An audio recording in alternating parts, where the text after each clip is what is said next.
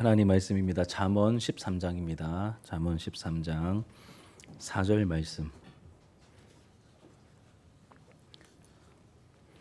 구약 성경 잠언 13장 4절 말씀. 924페이지입니다. 924페이지. 잠언 13장 4절 말씀. 읽고 나서 우리 또 6장 말씀 또 읽겠습니다. 13장 4절을 우리 같이 읽겠습니다. 다 찾았나요? 네, 같이 읽겠습니다. 시작. 게으른 자는 마음으로 원하여도 얻지 못하나 부지런한 자의 마음은 풍족함을 얻느니라. 아멘. 예, 우리 6장입니다. 또 6장 6절부터 11절까지.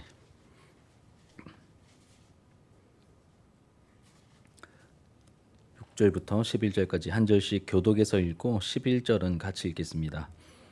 게으른 자여 개미에게 가서 그가 하는 것을 보고 지혜를 얻으라. 먹을 것을 여름 동안에 예비하며 추수 때에 양식을 모으느니라.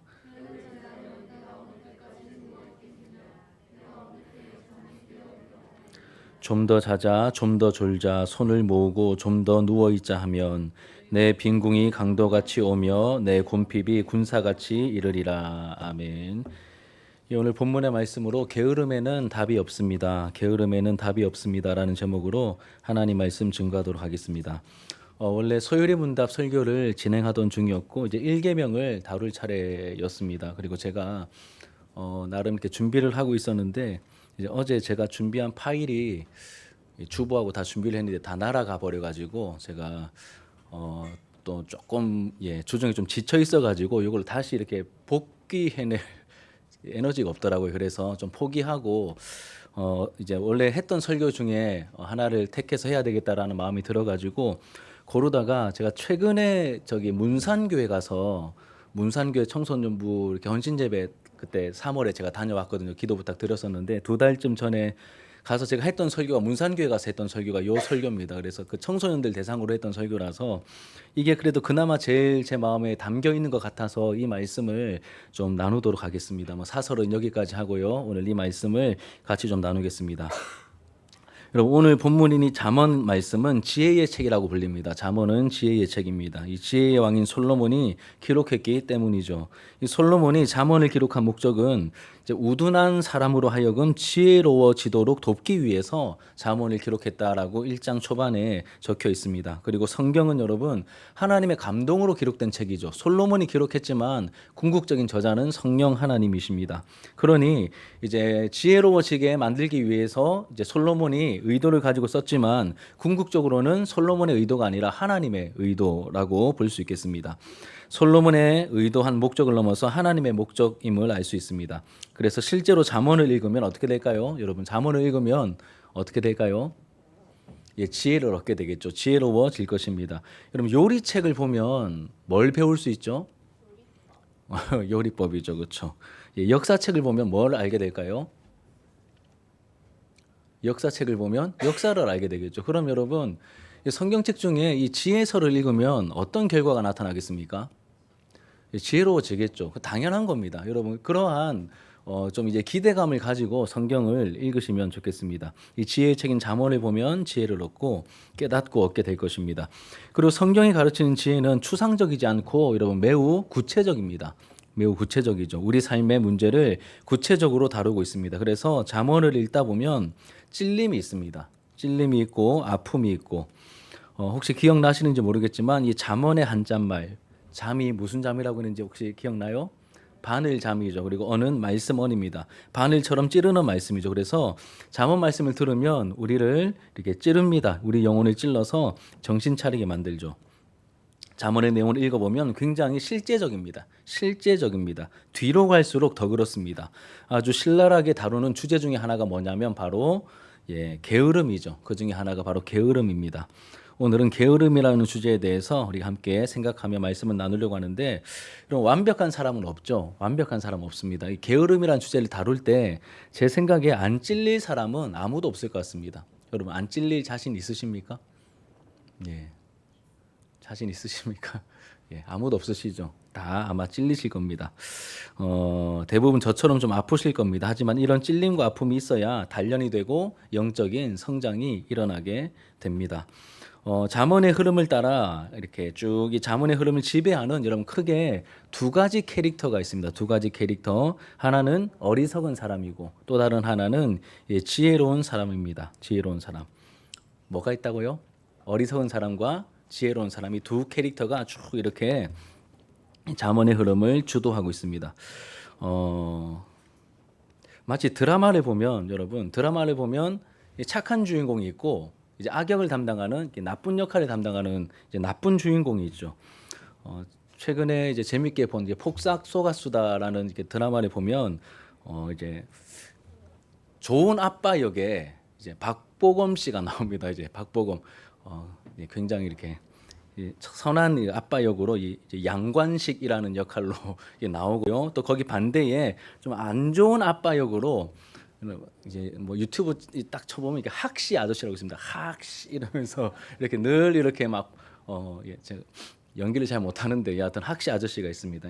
둘이 대조가 됩니다. 아 박보검 보면 야 박보검 같은 아빠가 되어야 되겠다 이런 마음이 딱 듭니다. 그냥 드라마를 보시면 그런 마음이 들도록 좋은 주인공이 있고 이제 나쁜 역할을 하는 이 나쁜 역할이 있습니다. 잠언도 여러분 마찬가지입니다. 잠언도 좋은 주인공이 있고 이렇게 나쁜 악역을 담당하고 있는 약한 사람이 있는데 첫 번째 캐릭터는 여러분 어리석은 사람이죠. 어리석은 사람. 이제 비슷한 말로 미련한 사람이라고도 잠언에 표현되어 등장합니다. 어리석은 사람의 뜻은 마음이 아무데나 열려 있는 사람이라는 뜻입니다. 마음이 아무데나 열려 있는 사람. 그래서 이 말 저 말, 이 상황 저 상황, 이 유혹 저 유혹에 마구마구 휘둘리는 사람을 말합니다.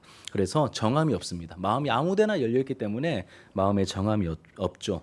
바람에 흩날리는 겨와 같습니다. 이런 사람들은 기준 없이 유행을 따라 살아갑니다. 남들처럼 살아야 안심하게 되는. 남들처럼 살아야 남들처럼 아파트 들어가 살고 남들처럼 중형차 타야 되고 남들처럼 인서울 해야 되고 남들처럼 뭐 외국에 어학연수 1년 갔다 와야 되고 남들처럼 해야 마음에 조금 안심이 되는 남들처럼 살아야 안심하게 되는 그런 어리석은 사람들이 있습니다. 말씀의 기준이 아니라 남들이 기준이에요. 유행 따라갑니다. 두 번째 캐릭터는 지혜로운 사람이죠. 지혜로운 사람. 지혜로운 사람입니다. 예. 또 다른 표현으로는 명철한 사람, 정직한 사람으로 표현이 되죠. 이 지혜로운 사람은 마음이 정해져 있고 마음을 지킬 줄 압니다. 그러다 보니 이런 마음이 정해져 있고 마음을 지킬 줄 아니 뭐가 생길까요? 지혜가 생기겠죠. 이 지혜의 다른 이름은 분별력입니다. 분별력이 생깁니다. 그리고 시간이 지나면서 점점 이제 그 지혜가 자라가서 나중에는 무언가를 맡길 만한 사람으로 드러나게 됩니다. 이렇게 두 대상이 비교되어 나오는데 어리석은 사람의 대표적인 특징, 여러분 어리석은 사람의 대표적인 특징이 뭐냐면 게으르다는 겁니다. 어리석은 사람의 대표적인 특징이 게으르다는 것이죠. 그래서 잠언을 읽다 보면 곳곳에서 게으른 사람에 대한 교훈을 발견하게 되는데 그중에 한 군데 대표적인 한 구절을 읽었습니다. 다시 한번 읽어볼까요? 13장 4절. 게으름에 대한 구절이 굉장히 많은데 그중에 대표적으로 하나를 읽은 거예요. 같이 읽겠습니다. 시작. 게으른 사람은 마음으로 원하여도 얻지 못하나 부지런한 사람의 마음은 풍족함을 얻는. 제가 이런 문산교회 갈 때 왜 게으름에 대한 주제를 가지고 갔냐면 담임 목사님이 부탁을 좀 했습니다. 아이들에게 좀 와닿는 좀 이렇게 임팩트 있는 이제 제 표현을 빌리면 좀 매운맛 설교를 좀 부탁을 하셔가지고 뭘 할까 막 고민하다가 이 게으름이라는 주제를 가지고 갔는데 여러분 정신 차리고 잘 들으시면 우리 영혼에 도움이 될 겁니다. 다시 한번 읽겠습니다. 시작. 게으른 사람은 마음으로 원하여도 얻지 못하나 부지런한 사람의 마음은 풍족함을 얻느니라. 이 구절에서 발견하게 되는 것이 무엇입니까? 게으른 자와 부지런한 자의 결과라는 것이죠. 게으른 자와 부지런한 자의 결과입니다. 그럼 게으른 자는 어떤 결과를 얻게 됩니까? 원하여도 말씀 보십시오. 원하여도 얻지 못한다. 예. 그리고 부지런한 자의 결과는 어떻게 이어집니까?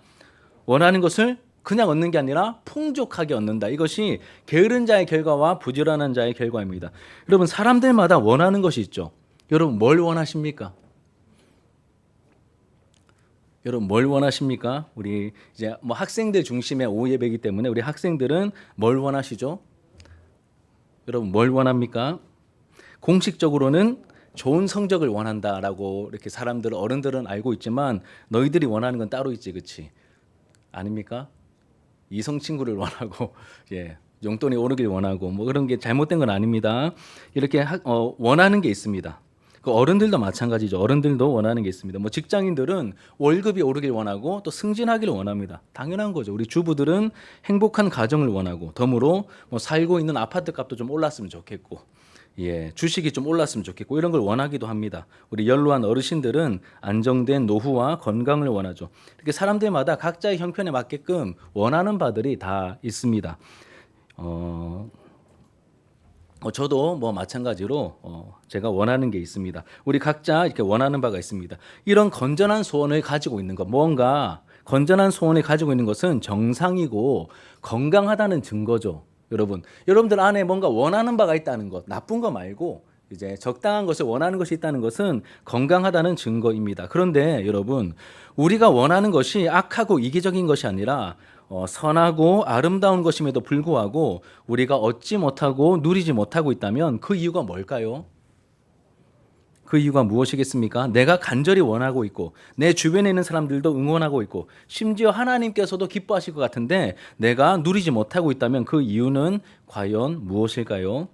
이렇게 접근할 때 이런 질문을 할 때 교회에서는 일반적으로 이런 답을 내놓습니다. 기도하지 않아서 그렇습니다. 제일 많이 들어보셨죠? 기도 안 해서 그렇습니다. 제일 많이 들어보셨을 것입니다. 물론 이 말은 틀린 말이 아닙니다. 성경적인 근거도 있죠. 그런데 혹시 열심히 기도하고 있는데도 얻지 못하고 있다면 그 이유는 또 무엇일까요?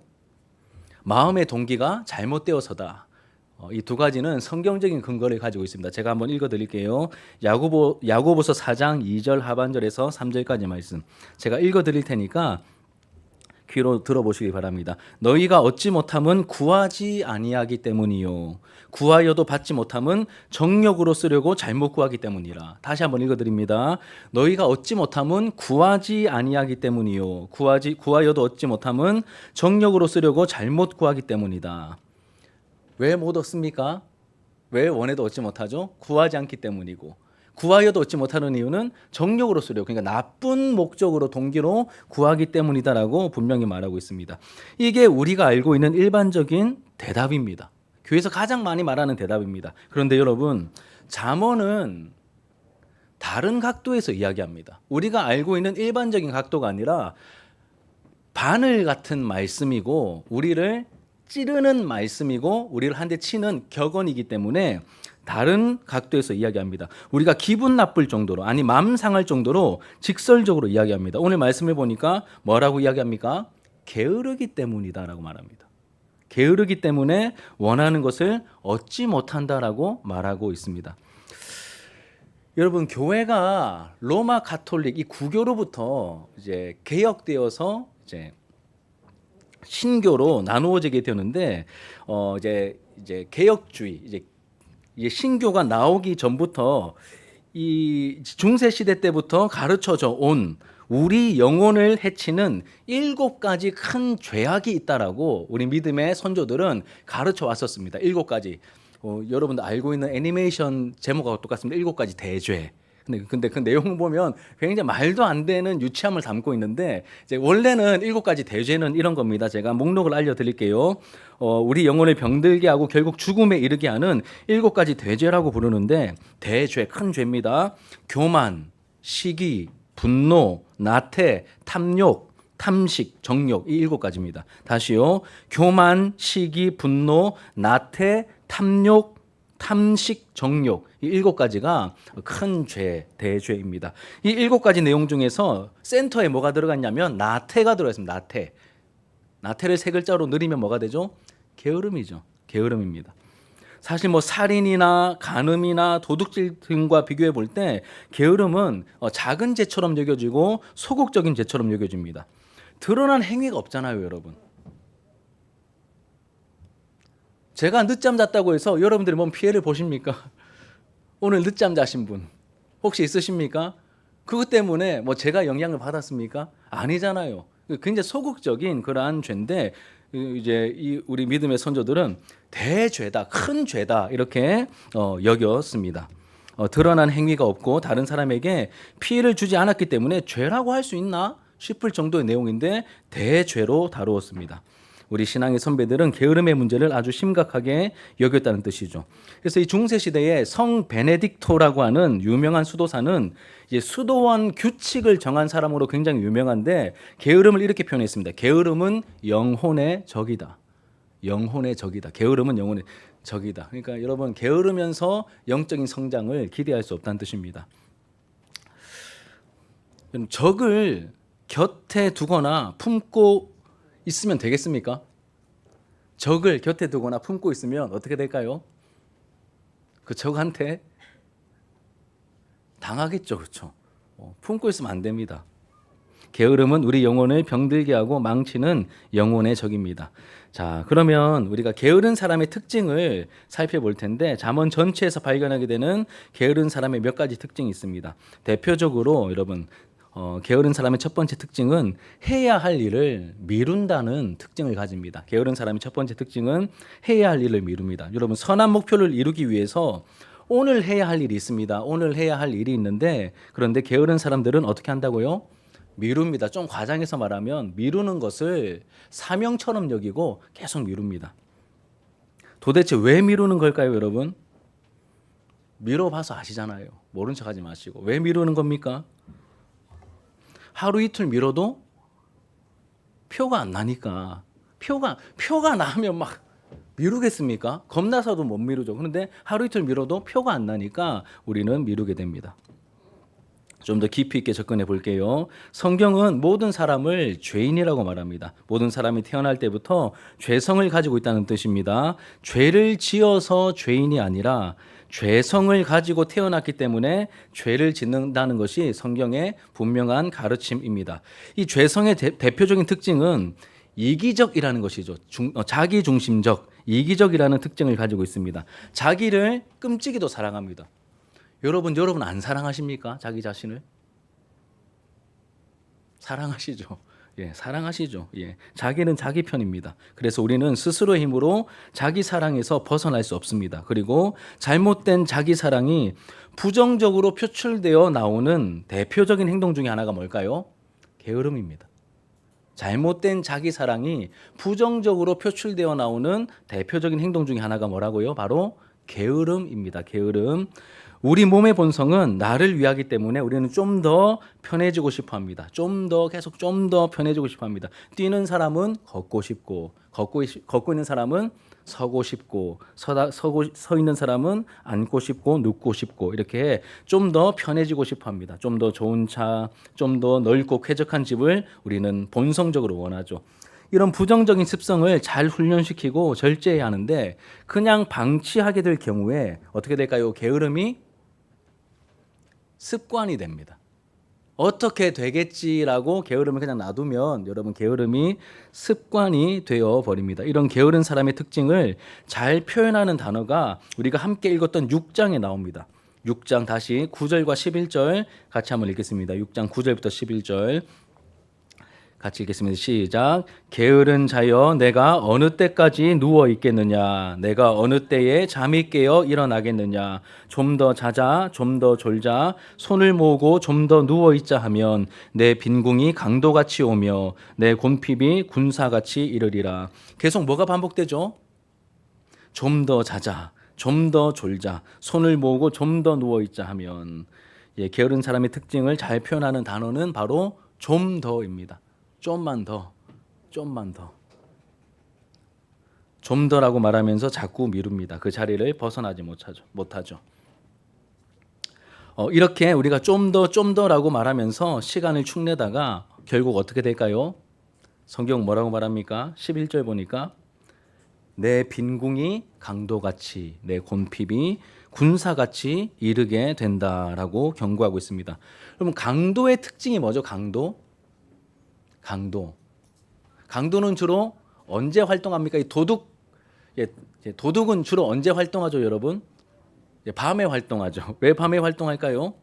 안 걸리려고 몰래 훔치려고 밤에 활동하는 것이죠. 그래서 여러분 강도는 몰래 찾아오는 적을 말합니다. 그래서 당하면 당황스럽죠. 이에 반해 이제 군사 혹은 군대는 이제 곰핍이 군사같이 이른다라고 되어 있는데 이 군사 혹은 군대는 어떤 특징을 가질까요? 군대, 이 무장하고 쳐들어오는 이 적들 알면서도 당하죠. 알면서도 당하는 것이 군사, 군대의 특징입니다. 여러분 게으른 사람에게는 빈궁함과 곰핍함이 어떻게 들어온다고요? 도둑놈처럼 강도같이 들어오고 또 뭐처럼 다가옵니까? 군사같이 찾아오게 될 거라고 합니다.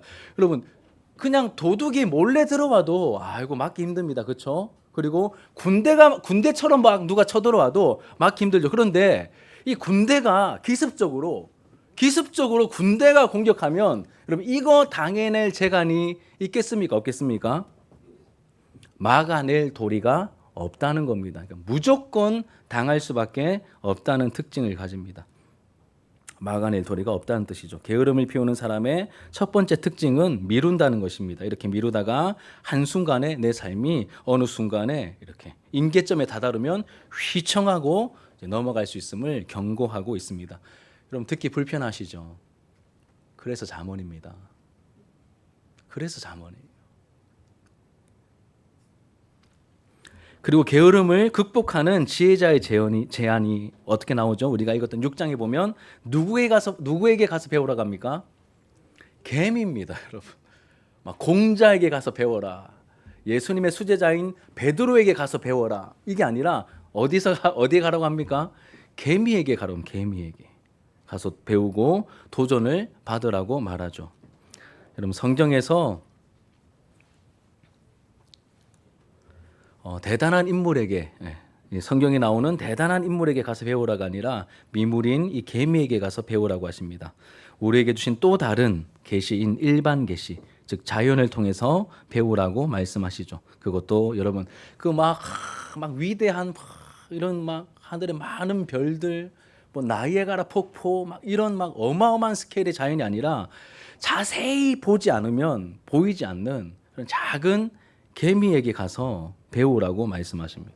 굉장히 역설적이시죠. 굉장히 역설적입니다. 개미는 두령도 없고 감독자도 없고 통치자가 없어도 스스로 자율적으로 움직이죠. 이 보잘것없어 보이는 미물인 개미도 풍족한 여름과 가을이 지나면 겨울이 올 것을 알고 부지런히 겨울을 대비합니다. 대비합니다. 그런데 만물의 영장이며 심지어 하나님의 형상으로 창조된 우리가 앞날에 대한 계획과 대책 없이 그냥 살아간다는 것은 여러분 어리석은 행동일 뿐만 아니라 이제 부끄러운 행동이죠. 부끄러운 행동이라고 말씀하고 있습니다. 물론 우리 인간이 연약하기 때문에 우리 삶에 무기력함, 이 슬럼프가 찾아올 때가 있습니다. 이때는 뭐가 필요할까요? 이때는 쉼이 필요합니다. 여러분 쉼이 필요합니다. 하지만 계속해서 쉬려고만 하는 태도는 문제가 있습니다. 적절한 쉼을 통해 생각과 마음을 여러분 리플레시했다면 하나님께서 보내신 사명의 자리에서 부지런히 우리가 충성해야 할 것입니다. 우리 하나님은 여러분 가혹한 하나님이 아니십니다. 하나님은 지금 왜 너희들 개미처럼 일하지 않고 뭐 하는 거냐 이렇게 무조건 다그치시는 분이 아니십니다. 우리에게 여러분 쉴 수 있는 주일과 그리고 이제 안식할 수 있는 그 날들을 주신 분이 바로 하나님이십니다. 하지만 안식한 다음에는 쉼을 취한 다음에는 우리가 달려가야 할 그 길을 최선을 다해서 우리가 달려가야 할 것입니다. 이 게으른 사람의 이 첫 번째 특징 뭐라고 우리가 정리를 했습니까? 해야 할 일을 미룬다는 특징을 가지고 있고 이게 좀 더라고 하는 그런 말을 그런 핑계를 이제 그런 말을 사용한다는 것이죠. 두 번째 특징이 있습니다. 두 번째 특징은 뭐냐면 이제 핑계가 많다는 겁니다. 자꾸 이제 게으른 사람의 두 번째 특징은 핑계가 많다는 것입니다. 그럼 우리는 미룰 때 그냥 미루지 않죠. 항상 뭐가 따라옵니까? 미룰 때 뭐가 미룰 명분이 있어야 되지 않겠습니까? 이제 그거를 이제 직설적으로 표현하면 핑계입니다. 우리 일상생활에서 가장 많이 되는 핑계 이제 세 가지가 있습니다. 3위는 뭘 것 같으십니까, 여러분? 핑계 세 가지. 3위는 아직 때가 안 되었다. 아직 아니다. 아직 타이밍이 아니 목사님 아직 타이밍이 아닙니다. 엄마 아직 그거 할 때가 아니에요. 이렇게 때가 아니다라고 말하고 두 번째는 뭘까요? 피곤하다. 오늘 컨디션이 좀 안 좋다. 이렇게 말을 합니다. 대망의 1위는 무엇일까요? 대망의 1위? 예, 시간이 다른 말로 하면 뭐죠? 바빠서. 예, 시간이 없어서 바빠서입니다. 이 외에도 5만 가지 핑계를 대면서 결국에는 미루는 일에 우리는 기어코 성공하고 말죠. 미루는 일에 기어코 성공하고 맙니다. 잠언의 다른 구절에 보면 이런 말도 안 되는 핑계까지 등장합니다. 22장 13절 보시면 제가 읽어드릴게요. 게으른 자는 말하기를 사자가 밖에 있은즉 내가 나가면 거리에서 찢기겠다 하느니라. 다시 읽어드릴게요. 의미를 생각해 보십시오. 게으른 자는 말하기를 사자가 밖에 있은즉 어흥하는 사자 말합니다. 사자가 밖에 있은즉 내가 나가면 거리에서 찢기겠다 하느니라. 지금 뭔가를 해야 됩니다. 밖에 나가서 뭘 해야 돼요. 뭐 논을 일구고 뭐 물건을 치우고 뭘 해야 되는지 잘 모르겠습니다. 그런데 뭐라고 핑계댑니까? 밖에 사자가 있을 수 있다. 사자가 나타나면 내가 찢겨 죽을 수 있기 때문에 지금 하면 안 된다. 거의 뭐 핑계를 만들어내고 자기를 합리화시키는데 천부적인 재능 아닙니까? 갑자기 어디서 사자가 튀어나옵니까? 여러분 게으름과 항상 같이 다니는 이 두 가지를 기억해야 됩니다. 첫 번째는 미룬다는 것, 두 번째는 핑계가 많다는 것입니다.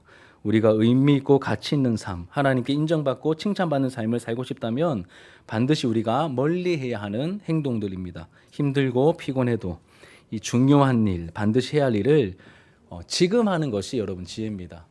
살아보셔서 아시잖아요. 살아보셔서 아시잖아요. 지금 하는 게 지혜입니다. 그래서 저는 삶의 자세나 태도에 대해서 설교할 일이 있을 때 여러분께도 많이 말씀드렸습니다. 저도 잘하지 못하지만 이렇게 살려고 나름 이렇게 애를 쓰고 있습니다.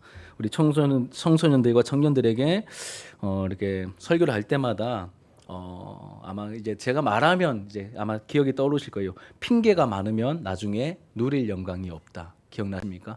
핑계가 많으면 나중에 누릴 영광이 없습니다. 여러분, 우리가 얻고 싶어도 얻지 못하는 이유는 게으름 때문일 수 있습니다. 무조건 게으름이다가 아닙니다. 게으름 때문일 수 있다라고 성경이 이제 바늘 같은 말씀으로 우리에게 찌르면서 말씀하십니다. 반대로 소원하는 것을 얻는 사람들의 특징은 많은 경우 부지런함에 있을 수 있다는 것도 우리가 알게 됩니다. 여러분 진짜 부지런한 사람들 곁에서 보시면 뭘 느끼십니까? 시간 쓰는데 차원이 다르죠. 분 단위로, 초 단위로 쪼개 쓰는 사람들이 있습니다. 보면 막 도전이 됩니다. 자, 마지막으로 그렇다면 성경이 말하는 부지런한 사람은 어떤 사람을 말하는 것일까? 우리가 이 부분을 좀 살펴보도록 하겠습니다. 단지 일찍 일어나서 열심히 활동하다가 늦게 잠을 자는 사람, 이런 사람을 성경은 부지런하다라고 말하진 않습니다. 잠언에서 말하는 부지런한 사람은 지혜로운 사람의 또 다른 표현입니다. 지혜로운 사람의 또 다른 표현. 그리고 잠언에서 강조하는 지혜로운 사람의 특징은 다른 무엇보다 하나님을 경외하는 사람이죠. 하나님을 경외하는 사람입니다. 보이지 않는 하나님 앞에서 내 중심을 살피며 또 하나님을 의식하며 그분과 함께 하루하루를 살아가는 매일의 과정에 충실한 삶을 살아가는 사람들, 이런 사람들이 바로 지혜로운 사람, 부지런한 사람입니다. 그리고 여러분 뭐 참고로 이제 부지런함을 다른 말로 하면 성실함이지 않겠습니까? 성실함. 이 성실함은 하나님의 중요한 성품 중에 하나입니다. 성실함은 하나님의 성품 중에 성실하신 하나님이시죠. 심지어 졸지도 주무시지도 않고 우리의 구원을 위한 역사를 이루어 가신다라고도 표현되어 있을 정도로 하나님은 성실한 하나님이십니다. 그리고 성경에 나오는 하나님의 사람들의 특징을 여러분 한번 생각해 보십시오. 성경에 나오는 하나님의 사람들의 특징. 노아, 요셉, 모세, 여호수아, 다윗, 느헤미야, 다니엘 기타 등등 예수님의 공생애를 또 생각해 볼 때 하나같이 어떤 특징을 가지고 있습니까? 게으른 사람은 한 사람도 없습니다. 게으른 사람 한 사람도 없습니다. 얼마나 부지런하게 삶을 이제 살아갔는지 우리는 성경을 통하여 충분히 알고 있고 또 보게 됩니다. 예수님을 인격적으로 만나 거듭난 하나님의 백성들, 완벽한 삶을 살아간다는 게 아니라 거룩한 목표가 생기기 때문에 그 삶의 모습이, 그 삶의 스타일이 예전에는 막 방만하게 게으른 삶을 살았다면 예수님을 만난 이후에는 그 삶을 하나님 앞에 이제 제대로 이제 쓰기 시작한다는 것이죠. 삶의 변화가 따라오게 되는데 성실한 하나님의 백성이 된다는 것이죠. 뭐 지금도 여전히 부족하지만 제가 인격적으로 예수님을 만나기 전에는 정말 막 삶이 너무 막 허랑방탕했습니다. 막 허랑방탕 막 친구들 만나기 좋아하고 막 술 마시는 거 좋아하고 막 엉망으로 살 때는 막 20대 초반에 초중반까지 뭐 잠도 안 자고 놀아요. 막 잠도 안 자고 놉니다. 뭐 새벽에 막 한 5시, 6시쯤 그때 잠들어요. 피곤해 막 지쳐서 때로는 막 이렇게 더 늦게도 자죠. 막 그러면 그 다음 날 여러분 일어나면 몇 시에 일어날까요? 이미 날은 지나 그 다음 날이 아니죠. 저녁 때쯤 돼서 배고파서 일어납니다. 그럼 허기짐을 살짝 달래고 또 친구 연락해가지고 또 나가서 노는 거예요. 그렇게 뭐 이런 삶을 이제 경험 안 하셨으면 좋겠어요. 우리 청소년들은 굳이 뭐 경험할 필요 없습니다. 그렇게 막 이제 친구들과 막 방탕하게 살다가 이제 군대에 가서 규모 있는 삶을 배웠습니다. 그렇게 안 하면 맞거든요. 그렇게 규율을 안 따르면 뭐 큰일 나니까 군대에 가서 규모 있는 삶을 이렇게 살아가는 것을 배웠습니다. 그리고 나중에 이제 제대하고 나와가지고 친구들의 끈질긴 권유에 못 이겨서 이제 청년부 수련회에 억지로 갔다가 거기서 극적으로 이제 살아계신 하나님을 만나게 되었습니다. 제가 찾지 않았습니다. 그냥 하나님께서 찾아오셔서 너무 한심하니까 찾아오셔서 너무 말도 안 되는 방법으로 저를 만나 주셨습니다. 막 정말 막 오열하며 회개하며 그렇게 하나님을 만났었는데 그 이후로 이렇게 쳐다보지도 않았던 신학교에 이제 복학하게 되었습니다. 복학해 가지고 여러분 정말 열심히 사는 친구들 보면 여러분 뭐라고 말합니까? 갓생이라고 하죠. 갓생을 산다. 정말 여러분 갓생을 살았습니다. 하루에 제가 20대 그 중반에 이제 회심한 이후로 하루에 4시간 이상 자본 적이 없어요. 평균 한 3시간, 좀 작게 자면 2시간 반. 도서관에서 살았어요. 진짜.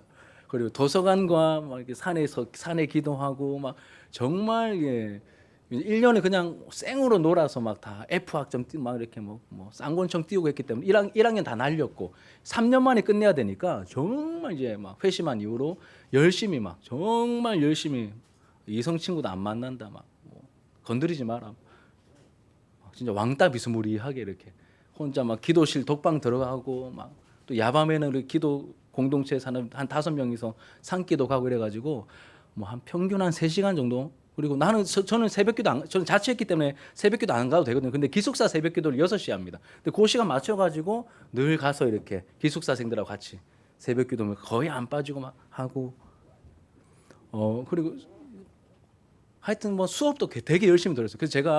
그래서 복학한 첫 학기에 1학년 때는 학점 딴 게 없었는데 복학한 첫 학기에 장학금을 받았습니다. 별로 안 놀라시네요.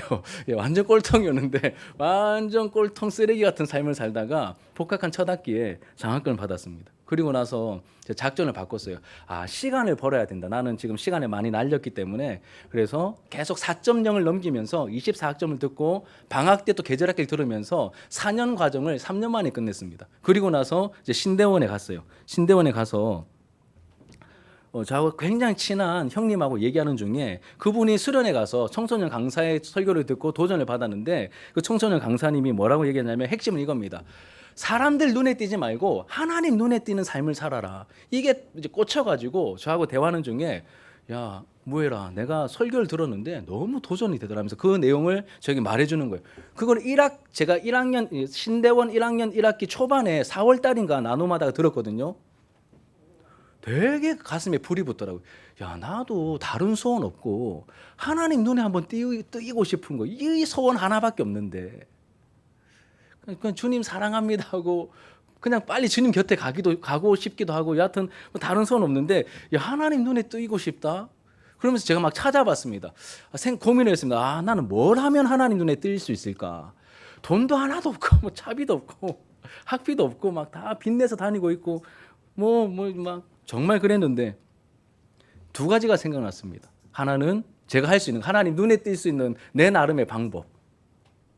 수업 시간에 맨 앞에 앉기. 그냥 그건 하나님 눈에 띌 것 같더라고.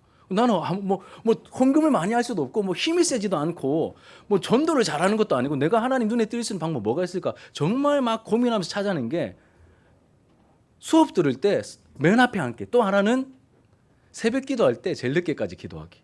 그럼 하나님 눈에 왠지 뜨일 것 같더라고요. 그래서 이 두 가지를 거의 3년 동안 주구장창했습니다. 맨 앞에 앉아가지고 정말 열심히 수업 들었습니다. 그리고 새벽 기도 때 제일 늦게까지 기도하고 싶었는데 저보다 더 오래 기도하는 이제 우리 같은 동기 누나 중에 이게 선교사로 나간 누나가 있습니다. 나이가 좀 저보다 한참 많은 누나였는데 그 누나는 수업도 거의 안 들어가듯이 기도를 해가지고 그 누나는 이길 수가 없어요. 수업을 들어가야 되니까. 여하튼 이제 그분 때문에 늘 이렇게 1등을 못하고 기도 시간에 제일 기도 오래를 못하고 여하튼 그렇게 이제 3년을 보내면서 토탈 6년이죠. 갓생을 나름 살아보았습니다. 그럼 제가 깨달은 게 있어요.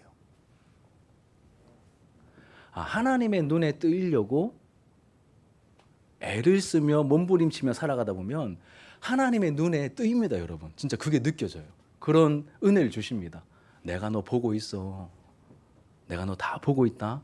이런 감동을 한 번씩 중요할 때마다 주십니다. 막 진짜 막 음성처럼 막 콩 이렇게 묵직한 감동을 주세요. 그러면 정말 행복해요. 막 하나님 다 필요 없고 하나님 여전히 제가 하나님 보고 있는 거죠. 이렇게. 그런데 그것만 있는 게 아니라 이렇게 하나님의 눈에 뜨이기 위한 삶을 살아가다 보면 사람들의 눈에도 뜨입니다, 여러분. 사람들의 눈에도 띄어요. 여러분, 하나님의 자녀로서 건강한 소원을 이루고 싶다면 목표만 세우고 바라기만 한다고 되는 게 아닙니다. 핑계를 멈추고 할 수 있는 것을 찾아서 우리가 행해야 합니다. 다른 말로 하면 대가를 여러분 지불해야 합니다. 기도하며 우리의 삶과 우리의 영혼을 우리 아이들이 쓰는 표현에 따르면 갈아 넣어야 됩니다. 갈아 넣어야 됩니다. 생각만으로 되지 않습니다. 대가를 지불해야 얻을 수 있습니다. 물론 모든 것이 하나님께 있으니 하나님께 기도하는 것부터 시작해야 합니다. 그 다음에는 실제 대가를 우리가 지불해야 됩니다. 어떤 대가를 지불해야 될까요? 시간을, 물질을, 관심을, 때로는 자존심을 지불해야 합니다. 갈아 넣어야 합니다. 이것이 성경이 말하는 부지런함의 모습의 한 부분입니다. 이런 부지런함을 잠언은 지혜로운 모습이라고 말합니다. 그럼 당장에는 표가 안 날 수 있습니다. 표 안 날 수 있습니다. 당장에 표 안 날 수 있습니다. 하지만 하루하루가 쌓여서 영적인 실력이 될 것이고 열매로 나타나는 것을 보게 될 것입니다. 여러분 이제 말씀을 마칠게요. 오늘 말씀을 들으면서 여러분 어떤 부분이 좀 와닿으세요? 좀 깨달아지시고 나에게 와닿는 부분이 있습니까? 그냥 처음부터 끝까지 막 잔소리로만 들리십니까? 왜 또 목사님은 자기가 조금 잘 살았던 시절에 또 자랑질을 하시나 이렇게 또 느껴지십니까? 어쩔 수 없습니다. 여러분 어떻게 들리든 어쩔 수 없습니다. 근데 분명한 것은 이것입니다. 이렇게 실제적인 문제를 우리에게 말씀하시는 것을 보면 잠언을 통하여 우리에게 실제적인 말씀을 하시는 것을 보면 하나님은 저와 여러분들의 삶에 관심이 엄청 많으시다는 겁니다. 우리의 삶에 관심이 엄청 많으시다는 것이고 정말로 우리가 잘 되기를 원하신다는 것을 우리가 알 수 있습니다. 이거 하나만, 이 한마디만 좀 기억하셨으면 좋겠습니다. 이렇게 실제적인 문제를 우리에게 말씀하시는 것을 보면 하나님은 우리의 삶에 뭐가 많다고요? 우리의 삶에 관심이 많으십니다. 여러분 부모가 자녀들의 삶에 관심이 많습니다. 늦게 들어오면 걱정돼서 전화하고요. 아프면 막 챙겨주게 되고 이게 부모의 마음이잖아요. 하나님의 자녀인 우리가 삶을 살아가는데 하나님 우리 삶에 관심이 없으실까요? 그러면 하나님 우리 아버지 아니시죠. 우리 아버지시기 때문에 우리의 삶에 관심이 많으십니다. 있으신 정도가 아니라 많으십니다. 정말 우리가 잘 되기를 원하십니다. 하나님, 우리가 아무런 소원도 없이 그냥 도태되듯 머물러 있는 것이 아니라 우리의 전인격이 점점 자라가고 하나님의 사람다워지기를 원하십니다. 그러한 자라감의 은혜가 있기를 축복합니다. 여러분, 잠언이 말하는 지혜자의 결론은 제 말로 요약하면 이렇습니다. 무언가를 맡길 만한 사람이 되는 겁니다. 무언가를 맡길 만한 사람이 되는 겁니다. 여러분, 노아에게는 하나님께서 뭘 맡기셨죠? 방주를 만드는 일을 맡기십니다. 그 인류를 구원하는 방주를 건축하는 일을 노아에게 맡기십니다. 요셉에게는 뭘 맡기셨죠? 그 시대의 구속의 사명을 맡기십니다. 모세에게는 뭘 맡기십니까? 그 백성을 구원해내서 인도해내는 그 출애굽의 사명을 모세에게 맡기십니다. 그럼 다윗과 솔로몬에게는 뭘 맡기시죠? 하나님 나라 백성들을 맡기십니다. 하나님께서 맡기실 만한 사람들이 된다는 것이죠. 그러한 은혜를 저와 여러분들도 함께 맛보게 되기를 축복합니다. 우리 말씀을 기억하면서 함께 찬양하겠습니다.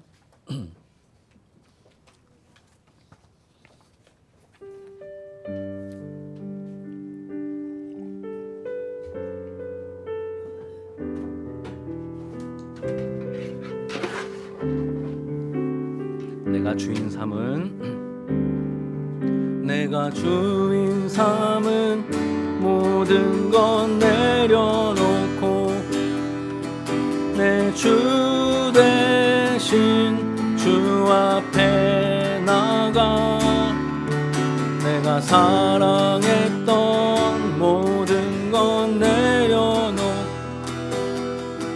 주님만 사랑해. 내가 주인 삼은 모든 것 내려놓고 내 주 대신 주 앞에 나가 내가 사랑했던 모든 것 내려 주님만 주 사랑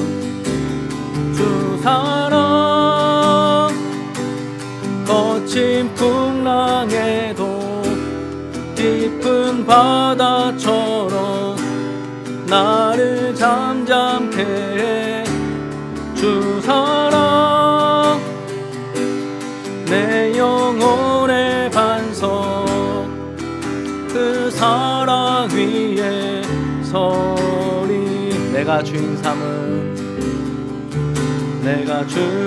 삼은 모든 것 내려놓고 내 주 대신 주 앞에 나가 내가 사랑했던 모든 것 내려놓고 주님만 사랑해.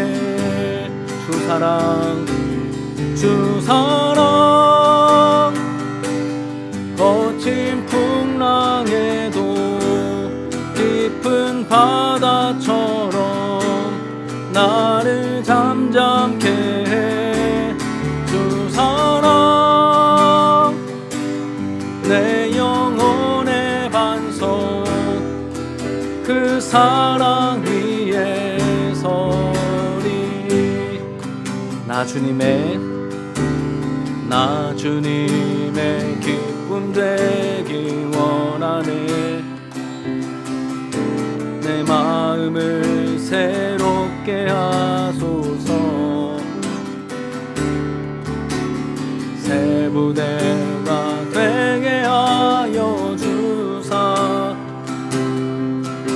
주님의 빛 비추게 하소서. 내가 원하는 한 가지 주님의 기쁨이 되는 것. 내가 원하는 한 가지 주님의 기쁨 겸손히 내 마음 드립니다. 겸손히 내 마음 드립니다. 나의 모든 것 받으소서. 나의 마음 깨끗게 씻어주사 주의 길로 행하게 하소서. 내가 원하는 한 가지 주님의 기쁨이 되는 것. 내가 원하는 한 가지 주님의 기쁨이 되는. 마지막으로 내가 원하는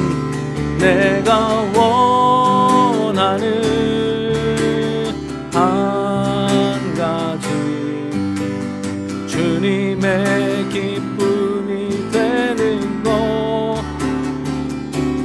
내가 원하는 한 가지